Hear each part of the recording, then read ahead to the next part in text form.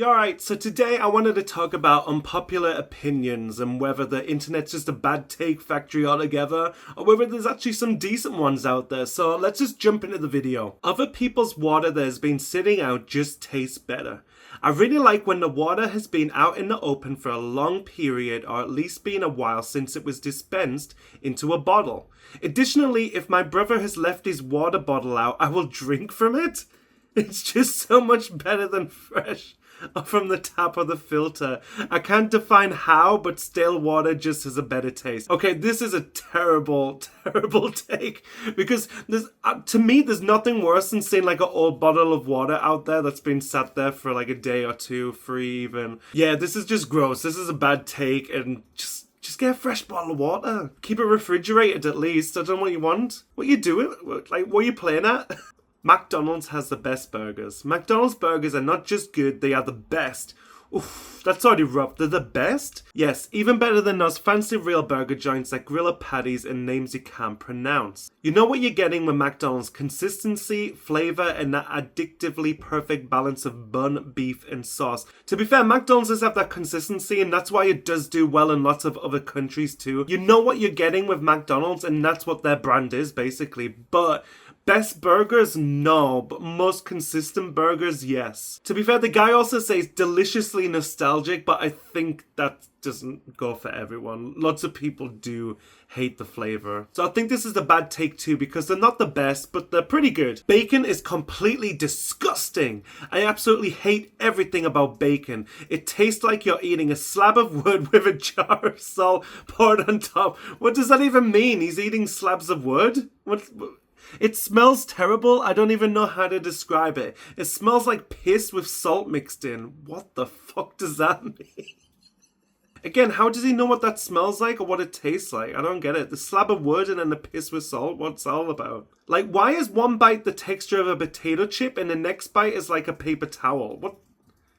Nobody has ever described bacon that way before. This is a bad take too, because let's be honest, bacon is pretty good, but it's not disgusting. Don't be silly. Get out of it. Okay, now this one's insane. The best part of a slushie is the brain freeze.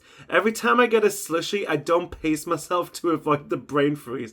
In fact, I purposely drink them to get a brain freeze. Nobody likes the brain freeze. It feels like you're gonna have an aneurysm. Like, why would you ever want to have that feeling? Just like people like spicy food for the heat, if you're drinking a slushy not for the brain freeze, you're doing it wrong. Okay, I'm already gonna end this one here and say, yeah, this is one of the worst takes. This is the worst take today. Like, why would you want the pain of the brain freeze? Slim Chickens is the worst. I cannot believe how flavorless and bland their fingers are. I couldn't finish them. It was so weird eating meat with no flavor. My first time visiting, and their sauces are just kinda I don't understand the hype. Fries were good, sweet tea was well made and not burnt or too sweet. Real sugar. Okay, fine. Well, I'm glad they used real sugar in the tea.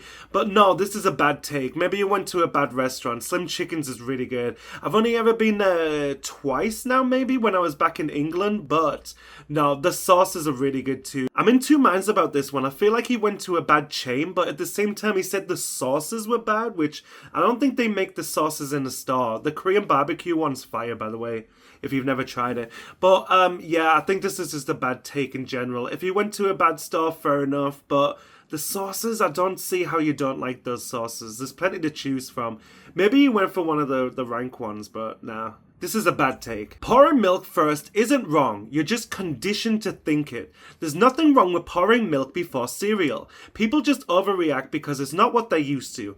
It's not some superior method, but it's not some crime against breakfast. At the end of the day, it's just personal preference. Eat your cereal however you want. I don't know who's been saying this to this guy, but he's already amped up for this, so I don't know what happened here in his life, but this is a bad take. He is doing it wrong. So obviously we all put the cereal in first because what? Then you can gauge how much milk that you need in the cereal. Why would you ever do it the other way around? Because then you're going to pour too much cereal or too little cereal. It's going to get soggy or it's going to dry up. And then you're going to have to reapply more milk. I think this is the worst take today because it's just obvious that's not what you do.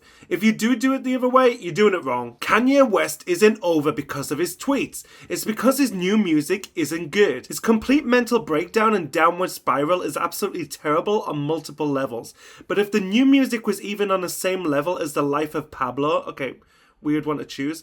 He would get away with most of it and be successful like he was before. I don't think this is the case at all. He's got one of the best discographies that any artist has probably got out there. So I think he could just like go on that alone. But right now, people are just pissed off of him. I think people are just sick of Kanye's antics. Like, there's just been a lot that's boiled over in the past few years. Like, obviously, when he got divorced from Kim, he ended up buying the house opposite. That's weird. Also, the stuff that's going on with his new wife, the way he doesn't basically want to wear clothes. He was also addicted to that air stuff. I forget what it's called, but obviously that wasn't good too, and it kills brain cells. I'm not saying that's any excuse for how he's been acting, but there's a lot going on in his life right now. And obviously the whole, like, the Jewish stuff, the stuff he sells on his store.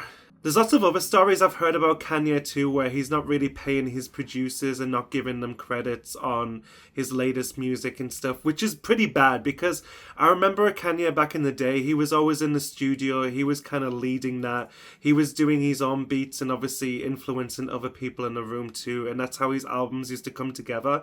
Now I feel like a bit of that soul is lost too, so I think it's just, whatever you used to love Kanye for, it's all gone away. But yeah, I think it's just like a lot of things that's gone bad for Kanye right now. And also he's changed demographic. He's gone for that Trumpy, Elon Musky, weirdy side. And obviously that wasn't his audience in the first place that liked his music and liked his personality. But yeah, I think this is a bad take. He's still got lots of music that people like, obviously, but he's just not the same person he used to be, is he? It's a bad take. Games should have a mode that automatically skips all cutscenes, dialogues, and handing over taking items animations after completing the game at least once. Yeah, I think this is a necessity because there's lots of games that do drag on with the story. Maybe you didn't enjoy the story, or maybe you've seen it multiple times and you just want to get to the gameplay.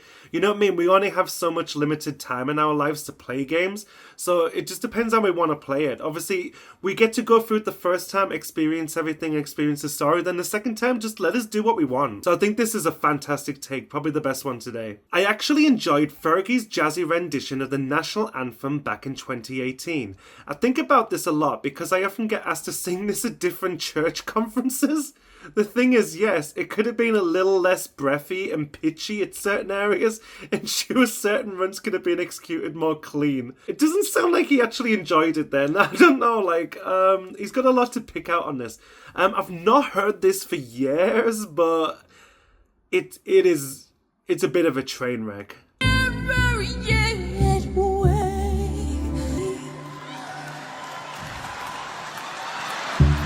But yeah, this rendition was not good. You could see what she was going for, but did she even get close to it? No. But yeah, this is a bad take. This rendition of the national anthem was bad. Didn't like it. So that was some bad takes that I pulled up. If you like hearing me talk, please subscribe. And please put in the comments if you think any of my takes on the bad takes were bad takes or good takes. Does that make sense? Thanks for watching again. See you in the next video. Bye. Bye.